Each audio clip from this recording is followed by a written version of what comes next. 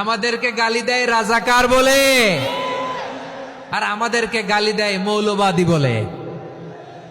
রাজাকার শব্দটা তো এখন একটা অ্যাওয়ার্ড হয়ে গেছে, অ্যাওয়ার্ড। রাজাকার রাজাকার গালি দেওয়ার দিন শেষ।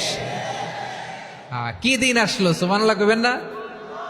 আল্লাহ তো আমাদেরকে দেখাইছে রাজাকার শব্দটা এখন একটা অ্যাওয়ার্ড হয়ে গেছে। সুবহানাল্লাহ, সুবহানাল্লাহ। পরিস্থিতি পাল্টে দিতে আল্লাহর সময় লাগে না, চিল্লায় বলেন ঠিক কিনা? আমাদেরকে বলে মৌলবাদী। আমরা আসল কথা বলি, ভালো কথা বলি, দেশপ্রেমের কথা বলি, আমরা জনগণের কথা বলি, আমরা মা মাটি ও মানুষের কথা বলি, আমরা ইসলামের কথা বলি, আমরা দেশের সমৃদ্ধির কথা বলি। এজন্য আমাদেরকে বলে মৌলবাদ। আবার আমাদেরকে বলে ধর্ম ব্যবসায়ী। আছে না নাই?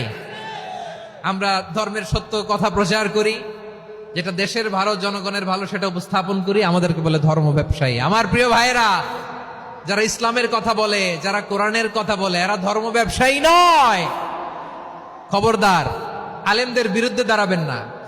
আলেমদের পক্ষে থাকলে আপনার জীবন উজালা করে দিবে কে? কোন আলিমান আও মুতাআল্লিমান আও মুত্তাবিআন আও মুহিব্বান ওয়ালা তাকুনিল খামিস ফাতাহলিক। হয় আলেম হও, নয় আলেমের ছাত্র হও, নয় আলেমকে মহব্বত করো, নয় আলেমকে সাপোর্ট করো। এই চারটা করো, 5 নাম্বার হয়েও না, আলেম বিদ্বেষী হয়েও না, তাহলে দুনিয়াও শেষ, আখিরাতও শেষ। চিল্লায় বলো ঠিক কিনা?